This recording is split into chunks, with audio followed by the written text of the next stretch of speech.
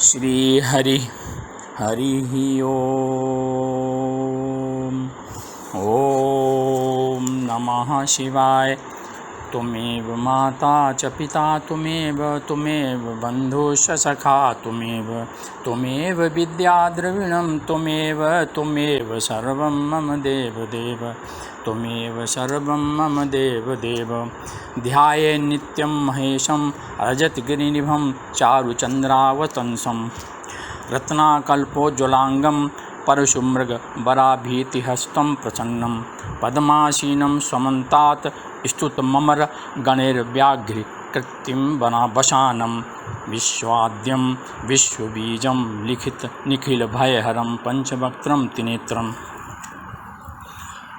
अर्थात चांदी के पर्वत के समान जिनकी श्वेत कांति है, जो सुंदर चंद्रमा को आभूषण रूप से धारण करते हैं, रत्नमय अलंकारों से जिनका शरीर उज्ज्वल है, जो प्रसन्न हैं, पद्म के आसन पर विराजमान हैं, देवतागण जिनके चारों ओर खड़े होकर स्तुति करते हैं, जो बाघ की खाल पहनते हैं, जो विश्व के आदि जगत की उत्पत्ति के बीज और समस्त भयों को हरने वाले हैं, जिनके पांच मुख और 3 नेत्र हैं, उन महेश्वर का प्रतिदिन ध्यान करें। यजुर्वेद में भगवान शिव के नमन का वर्णन इस प्रकार किया गया है। ओम नमः शंभवाय च मयोभवाय च नमः शंकराय च मयस्कराय च नमः शिवाय च शिवतराय च। अर्थात कल्याण एवं सुख के मूल स्रोत भगवान सदाशिव को नमस्कार है। कल्याण का विस्तार करने वाले तथा सुख का विस्तार करने वाले भगवान शिव को नमस्कार है। मंगल स्वरूप और मंगलमयता की सीमा भगवान शिव को नमस्कार है। पुराणों में शिव महापुराण का अत्यंत महिमामय स्थान है। पुराणों की परिगणना में वेद तुल्य पवित्र एवं सभी लक्षणों से युक्त यह चौथा महापुराण है। इस पुराण में सर्वत्र भगवान सदाशिव की महिमा का प्रतिपादन किया गया है। भगवान सदाशिव की अनंत लीला कथाओं का इस पुराण में महिमा सहित वर्णन किया गया है। इस संबंध में एक आख्यान है। एक बार श्री शौनक जी ने व्यास शिष्य महामुनि सूत जी से निवेदन किया, हे सूत जी, सदाचार, भगवत भक्ति और विवेक की वृद्धि कैसे होती है तथा साधु पुरुष किस प्रकार अपने काम, क्रोध, लोभ आदि मानसिक विकारों का निवारण करते हैं। आप हमें ऐसा कोई शाश्वत साधन बताइए जो कल्याणकारी एवं परम मंगलकारी हो, और वो साधन ऐसा हो जिसके अनुष्ठान से शीघ्र ही अंतःकरण की विशेष शुद्धि हो जाए तथा निर्मल चित्त वाले पुरुष को सदा के लिए शिव पद की प्राप्ति हो जाए। सूत जी ने कहा, मुनि श्रेष्ठ शौनक, संपूर्ण शास्त्रों के सिद्धांत से समन्वित भक्ति आदि को बढ़ाने वाला तथा भगवान शिव को संतुष्ट करने वाला उत्तम शिव पुराण काल रूपी सर्प से प्राप्त महात्रास का भी विनाश करने वाला है। हे मुने, पूर्व काल में शिव जी ने इसे कहा था। गुरुदेव व्यास जी ने सनत कुमार मुनि का उपदेश पाकर कलियुग के प्राणियों के कल्याण के लिए बड़े आदर से संक्षेप में इस पुराण का प्रतिपादन किया। इससे भगवान शिव का वाङ्मय स्वरूप समझना चाहिए तथा सब प्रकार से इसका सेवन करना चाहिए। इसके पठन पाठन और श्रवण से शिव भक्ति पाकर मनुष्य शीघ्र ही शिव पद को प्राप्त कर लेता है। इस शिव पुराण को सुनने से मनुष्य सब पापों से मुक्त हो जाता है तथा बड़े बड़े उत्कृष्ट भोगों का भोग करके अंत में शिवलोक को प्राप्त कर लेता है। शिव पुराण का श्रवण और भगवान शंकर के नाम का संकीर्तन दोनों ही मनुष्यों को कल्प वृक्ष के समान सम्यक फल देने वाले हैं, इसमें संदेह नहीं है।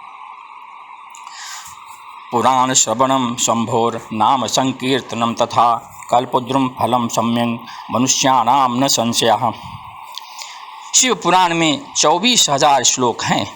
इसमें 7 संहिताएं हैं ये इस प्रकार हैं: विद्वेश्वर संहिता, रुद्र संहिता, शतरुद्र संहिता, कोटि रुद्र संहिता, उमा संहिता, कैलाश संहिता एवं वायवीय संहिता। भगवान शिव परब्रह्म परम कल्याण करने वाले हैं, आशुतोष हैं। हमें भगवान शिव का सदैव पूजन, जप, संकीर्तन एवं ध्यान करना चाहिए। हमें भक्ति, ज्ञान और वैराग्य से भली भांति संपन्न हो बड़े आदर से शिव महापुराण का श्रवण करना चाहिए। शौनक जी के पूछने पर सूत जी शिव पुराण की श्रवण की विधि का वर्णन करते हुए कहते हैं, शिव पुराण के सुनने के प्रायः सभी अधिकारी हैं। शिव उपासक के अतिरिक्त गणेश भक्त, शाक्त, सूर्योपासक, वैष्णव एवं इसके साथ ही ब्राह्मण, क्षत्रिय, वैश्य, शूद्र, चारों वर्णों के स्त्री पुरुष एवं ब्रह्मचारी, गृहस्थ, वानप्रस्थ, सन्यासी ये सभी सकाम भाव अथवा निष्काम भाव से कथा श्रवण कर सकते हैं। किंतु जो लोग विष्णु और शिव में भेद दृष्टि रखते हैं, शिव भक्ति से रहित हैं, पाखंडी, हिंसक तथा दुष्ट हैं, नास्तिक हैं, पर स्त्री, पराया धन तथा देव संपत्ति को हरण करने के लिए लुब्ध रहते हैं, वे कथा श्रवण के अधिकारी नहीं हैं। श्री शिव महापुराण में विद्वेश्वर संहिता में वर्णन है कि एक बार महर्षिगण परस्पर वाद विवाद में फंस गए। तब वे सब के सब अपनी शंका समाधान के लिए सृष्टिकर्ता ब्रह्मा जी के पास गए। मुनिगणों ने कहा, हे भगवान, परम साध्य क्या है और उसका परम साधन क्या है तथा उसका साधक कैसा होता है। इस पर ब्रह्मा जी ने कहा, शिव पद की प्राप्ति ही साध्य है, उनकी सेवा ही साधन है तथा उनके प्रसाद से जो नित्य नैमित्तिक आदि फलों के प्रति निष्प्रह होता है वही साधक है। भगवान शंकर का श्रवण, कीर्तन और मनन ये तीनों महत्तर साधन कहे गए हैं। ये तीनों ही वेद सम्मत हैं। महामुनि सूत जी कहते हैं, हे शौनक, जो श्रवण, कीर्तन एवं मनन इन तीनों के अनुष्ठान में समर्थ न हो वो भगवान शंकर के लिंग या मूर्ति की स्थापना कर नित्य उसकी पूजा करके संसार सागर से पार हो सकता है। इस गणों के ये पूछने पर कि मूर्ति में ही सर्वत्र देवताओं की पूजा होती है, परंतु भगवान शिव की पूजा सब जगह मूर्ति में और लिंग में क्यों की जाती है। इस पर महामुनि सूत जी कहते हैं, एकमात्र भगवान शिव ही ब्रह्म रूप होने के कारण निराकार कहे गए हैं, रूपवान होने के कारण साकार भी हैं। निराकार होने के कारण ही उनकी पूजा का आधारभूत लिंग भी निराकार ही प्राप्त हुआ है, अर्थात शिवलिंग भगवान शिव के निराकार स्वरूप का प्रतीक है। इसके पश्चात शिवलिंग के प्राकट्य के बारे में शिव महापुराण की विद्वेश्वर संहिता में भगवान शिव ने के ज्योतिर्लिंग के प्राकट्य का वर्णन है। यह इस प्रकार है। एक समय शेष शाही भगवान विष्णु अपनी पराशक्ति तथा पार्षदों से घिरे हुए शयन कर रहे थे। उसी समय ब्रह्मवेत्ताओं में श्रेष्ठ ब्रह्मा जी वहाँ पधारे तथा विष्णु भगवान से वार्ता करते हुए कहने लगे, मैं श्रेष्ठ हूँ, मैं स्वामी हूँ, तुम नहीं।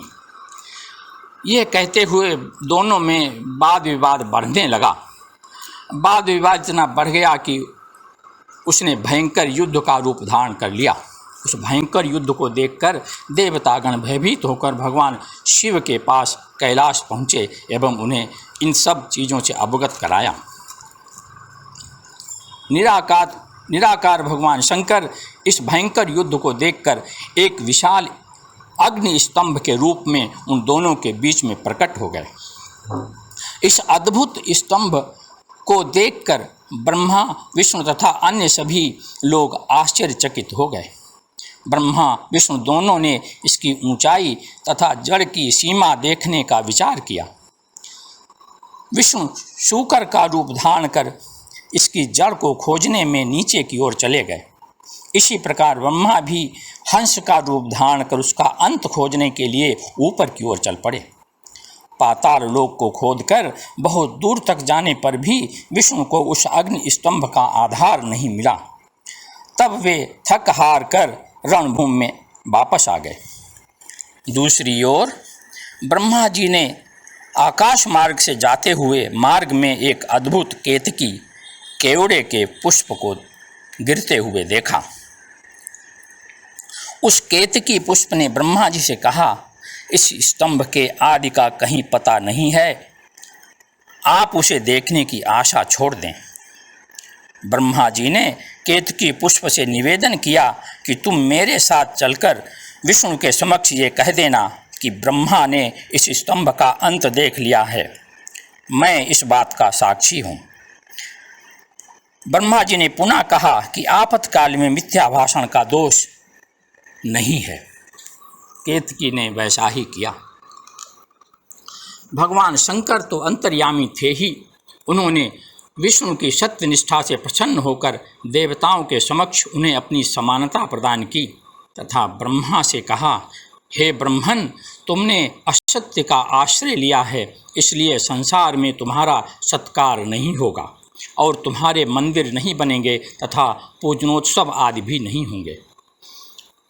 भगवान शिव ने झूठी गवाही देने वाले कपटी केतकी से कहा, तुम दुष्ट हो, मेरी पूजा में उपस्थित तुम्हारा फूल मुझे प्रिय नहीं होगा। तदनंतर भगवान शंकर ब्रह्मा, विष्णु तथा केतकी पर अनुग्रह करके सभी देवताओं से स्तुत होकर सभा में सुशोभित हुए। पुनः शिव जी बोले, जगत के लोग इस लिंग का दर्शन और पूजन कर सकें, इसके लिए अनादि और अनंत ज्योति स्तंभ अत्यंत छोटा हो जाएगा। ये लिंग सब प्रकार के भोगों को सुलभ कराने वाला तथा भोग और मोक्ष का एकमात्र साधन होगा। इसका दर्शन, स्पर्श तथा ध्यान प्राणियों को जन्म और मृत्यु से छुटकारा दिलाने वाला होगा। अग्नि के पहाड़ जैसा जो ये शिवलिंग यहाँ प्रकट हुआ है, इसके कारण यह स्थान अरुणाचल नाम से प्रसिद्ध होगा। यहाँ अनेक प्रकार के बड़े बड़े तीर्थ प्रकट होंगे। इस स्थान में निवास करने या मरने से जीव की मोक्ष प्राप्ति होगी। इतने प्रभावशाली अलौकिक दिव्य शिवलिंग के बारे में शिव महापुराण में कोटि रुद्र संहिता में भगवान शिव के 12 ज्योतिर्लिंगों का महात्म्य इस प्रकार वर्णित है। सौराष्ट्रे सोमनाथं च श्रीशैले मल्लिकार्जुनम उज्जैन्यां महाकाल मोंकारे परमेश्वरम केदारम हिमवत्पृष्ठे डाकिन्यां भीमशंकरम वाराणस्यां च विश्वेशं त्र्यंबकं गौतमी तटे वैद्यनाथं चिताभूमौ नागेशं दारुकावने सेतुबन्धे च रामेशं भुष्मेशं च शिवालये 12 नामानि प्रातरुत्थाय यः पठेत् सर्वपापविनिर्मुक्तः सर्वसिद्धिं फलं लभेत्। यं यं काममपेक्षैव पठिष्यन्ति नरोत्तमाः प्राप्स्यन्ति कामं तं तं परत्रेह मुनीश्वराः निष्कामतया तानि पठिष्यन्ति शुभाशयाः तेषां च जननी गर्भे वासो नैव भविष्यति। अर्थात सौराष्ट्र में सोमनाथ, श्रीशैल पर मल्लिकार्जुन, उज्जैनी में महाकाल, ओंकार क्षेत्र में परमेश्वर, हिमालय के शिखर पर केदार, डाकिनी में भीमशंकर, वाराणसी में विश्वेश्वर, गौतमी नदी के तट पर त्र्यंबकेश्वर, चिताभूमि में वैद्यनाथ, दारुकावन में नागेश, सेतुबंध में रामेश्वर तथा शिवालय में घुष्मेश्वर नामक ज्योतिर्लिंग हैं। जो प्रतिदिन प्रातःकाल उठकर इन 12 नामों का पाठ करता है, उसके सभी प्रकार के पाप छूट जाते हैं और वो संपूर्ण सिद्धियों के फल को प्राप्त कर लेता है। हे मुनीश्वरों, उत्तम पुरुष जिस जिस मनोरथ की अपेक्षा करके इन 12 नामों का पाठ करेंगे, वे उस मनोकामना को इस लोक में तथा परलोक में अवश्य प्राप्त करेंगे। जो शुद्ध अंतःकरण वाले पुरुष निष्काम भाव से इन नामों का पाठ करेंगे, उन्हें पुनः माता के गर्भ में निवास नहीं करना पड़ेगा। इस प्रकार निस्संदेह भगवान शिव का पूजन संकीर्तन एवं शिवलिंग का पूजन अर्चन सभी अभीष्ट सिद्ध करने वाला एवं भोग और मोक्ष देने वाला है।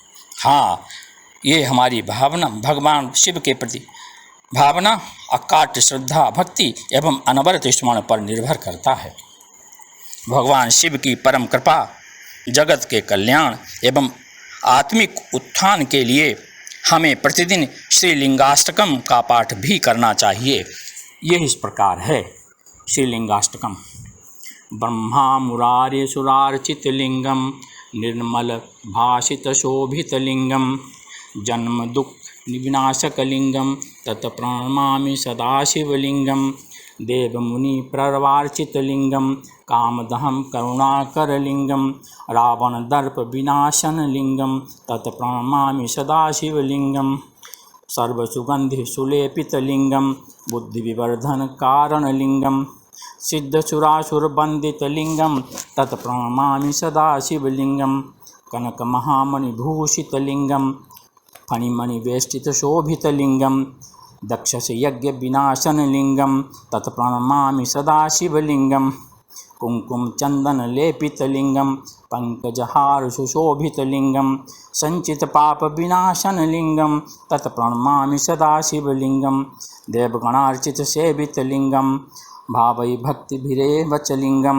दिनकर कोटिप्रभाकरलिंगम तत्प्रणमामि सदाशिवलिंगम अष्टदलोपरिवेष्टितलिंगम सर्वसमुद्भवकारणलिंगम अष्टदरिद्रविनाशितलिंगम तत्प्रणमामि सदाशिवलिंगम सुरवर पुण्यसदार्चितलिंगम परात्पर परमात्मकलिंगम तत्प्रणमामि सदाशिवलिंगम लिंगाष्टकमिदं पुण्यं या पठेत् शिवसन्निधौ शिवलोकमवाप्नोति शिवेन सह मोदते। इस श्रीलिंगाष्टक के पठन के पश्चात भगवान शिव की महती कृपा की कामना करना एवं क्षमा प्रार्थना करना चाहिए। गुह्याति गुह्य गोप्ता तुम ग्रहणा स्मृतकृतं जपम सिद्धिर्भवतु मे देव तत्प्रसादात् महेश्वर मृत्युंजय महारुद्र त्राहि मां शरणागतं जन्म मृत्युजरा रोगैः पीडितं कर्मबन्धनैः आवाहनं न जानामि नैव जानामि पूजनं विसर्जनं न जानामि क्षम्यतां परमेश्वर ॐ